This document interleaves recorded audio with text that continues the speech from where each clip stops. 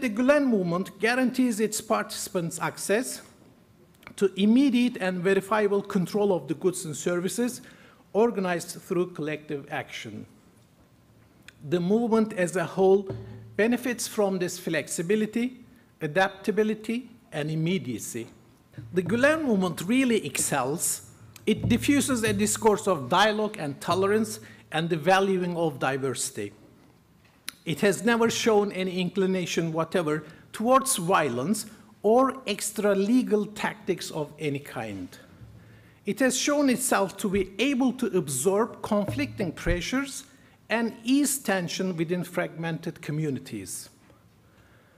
It has transformed the potential to use coercive means to induce changes in political changes into peaceful efforts to produce beneficial services. The Gulen movement consists of a series of networks, and within these networks, participants learn and exercise their cultural and political rights. The efficacy of the Gulen movement commitment is one of the results of participants' commitment to these networks. The social movement organizations of the Gulen movement are successful because of the interweaving of the service project mentality with integrative strategies.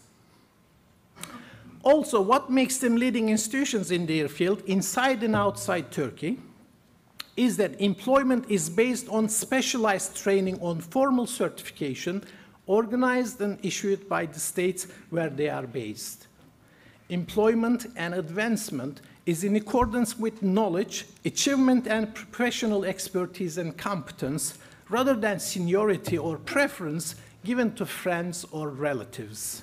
The Gulen movement has been extraordinarily successful at convincing the public to use its constitutionally given rights to serve humanity positively, constructively, and through self-motivated philanthropic contributions and charitable trusts.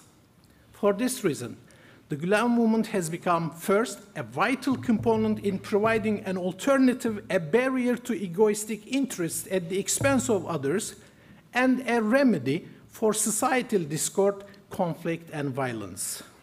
And second, it has become one of the most significant and leading actors in the renewal process towards a civil, pluralist, democratic, and peaceful society.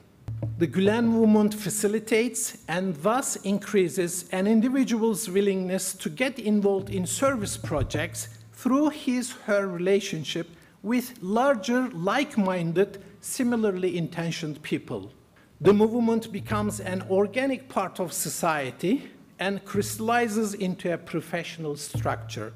Sources of the frames of reference and the resources for the movement are education, cultural experience and awareness, religious consciousness through knowledge and study, participation in social and communitarian representative bodies, responsibility and altruism, belief in societal accord, peace, democracy, and cooperation, as opposed to clash between civilizations.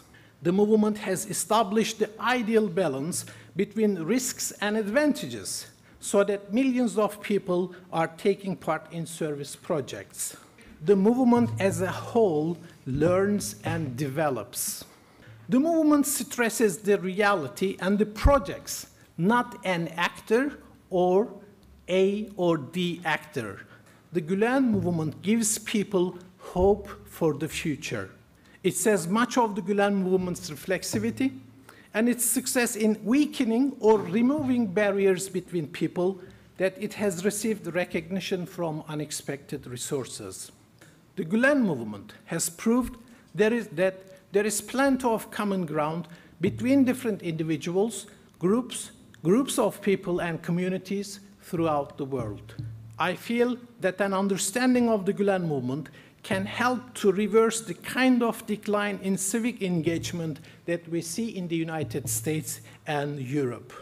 I believe that in spite of opposition from groups that benefit from the conflicts between peoples, the Gulen movement will continue peacefully and successfully in the way it always has. The challenge is, from the description of what I heard, If I were a traditionalist Muslim alim, not to say a more fundamentalist one, I would consider what you have described as a subversive organization or a subversive movement designed to undermine the established concept of the Ummah.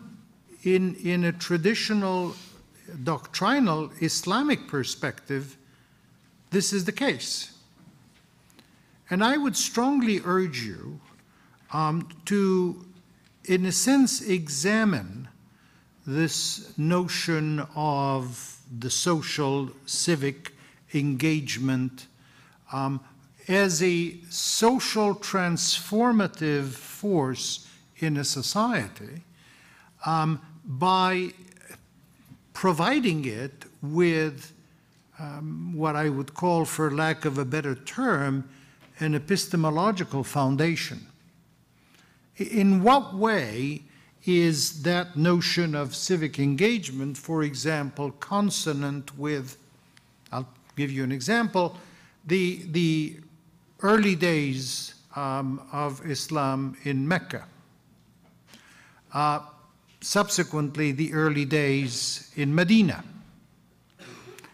subsequently the later days in Medina when the Muslims became the dominant force.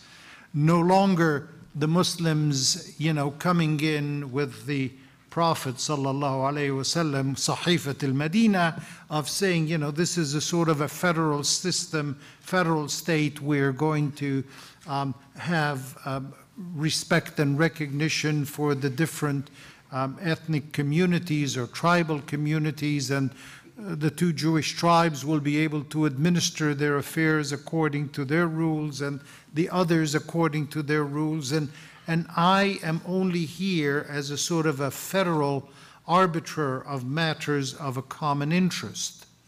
Think of how this changes after the military successes of the Muslims. Think of how this changes after the conquest of Mecca.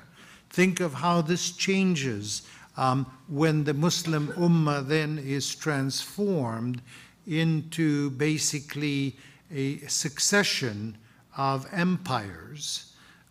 What happened to the notion of the Ummah? Look at the civic engagement and civic responsibility that the Prophet asked his followers in the pre-Hijrah times of Mecca, and see how this has been transformed in the course of history. What is the Gulen movement trying to do? Is the Gulen movement trying to re-engender this early movement in pre-Hijrah in Mecca, in the early days of Medina, or is it simply a total detachment from the past and saying, well, let's look at the contemporary political reality of this era of world globalization, and that's how we are going to affect social change.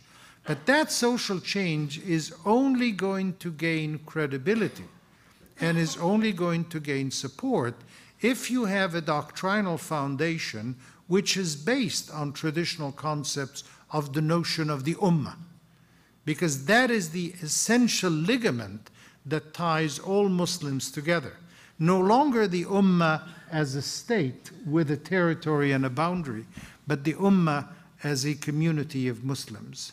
And I think it is in that respect that the Gulen movement could, if it can establish that theological foundation and convince Muslims at large of it, become a worldwide movement for social reform and transformation of Muslim society.